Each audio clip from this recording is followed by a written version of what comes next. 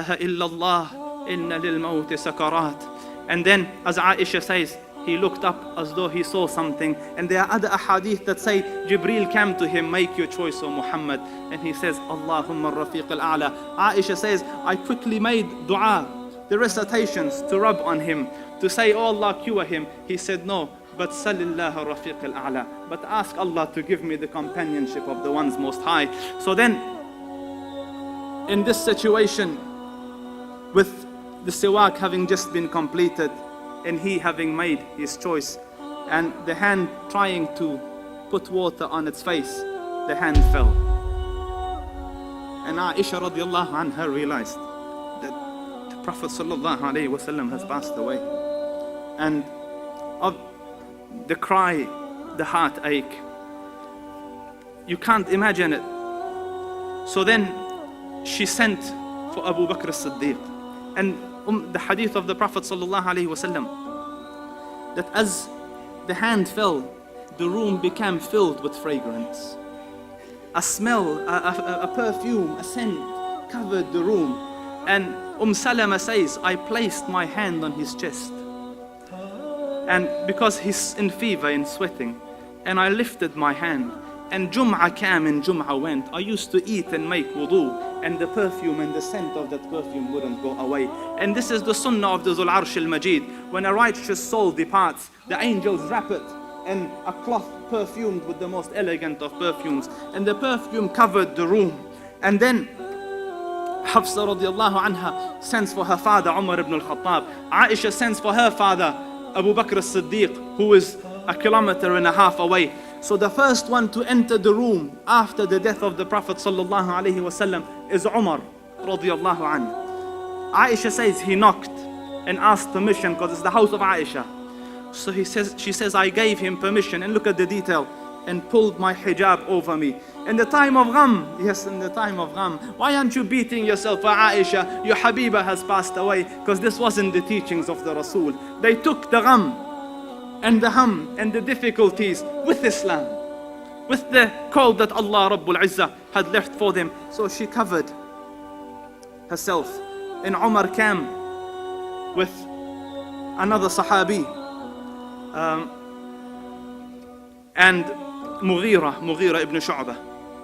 So he came and looked at the Prophet sallallahu alaihi wasallam, and he said, wa ghashiyah, and another, wa ghashiyatah. Oh, so unconscious, so deeply unconscious.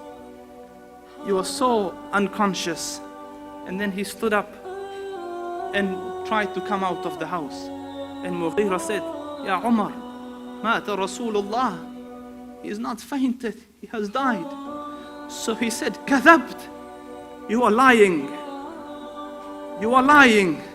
Innaka rajulun tahushuka fitnah. You're a person that fitna has engulfed. The Prophet won't die. He has gone to his Lord and will return as Musa returned, and he will cut the right hands and the left legs of those munafiqs who say he died. He can't accept the death of the Prophet sallallahu alaihi wasallam, and in his denial he took out his sword. Whoever says the Prophet died, I will cut his neck off. Or the Prophet hasn't died. And he's shouting in the middle of the masjid, in the middle of this commotion, and the people have gathered around him.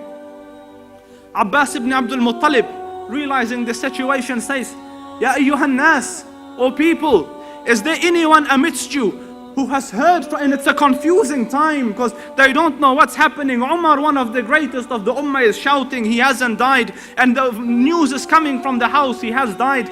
So Abbas ibn Abdul Muttalib stood up, O people, is there anyone who has heard anything from the Prophet to the effect that I won't die? And they said no, and Umar said no. So then Abbas ibn Abdul Muttalib said, I make you witnesses over yourselves that Allah Rabbul Izzah, no, the Prophet has given any guarantee that he will live forever. As such, the Prophet sallallahu alaihi wasallam has died. This was the first utterance that it came. And then Abu Bakr as-Siddiq came, radiyallahu anka ya Abu Bakr. He came from Sunh, and he entered the room of his daughter, and the other wives who were sitting there covered.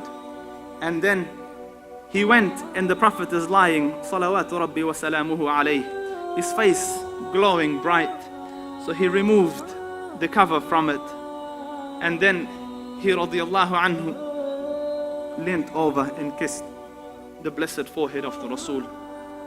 And then looking up towards the heavens, he said, Wa Khalilah, Wa Khalilah, Wa Khalilah. Oh my dear friend. Since childhood they're friends. In the Ghar they were friends. He gave him his young daughter in marriage. He was the closest friend of the Prophet, the confidant of the Rasul, his best. Wa Khalilah, oh dear friend.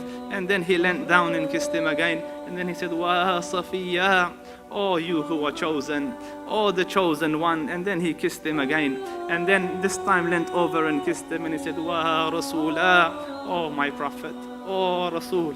And then he says, the death that Allah Rabbul Izzah prescribed upon you, you have tasted it. Allah won't let you taste this death twice. And what the son of Khattab says is nothing.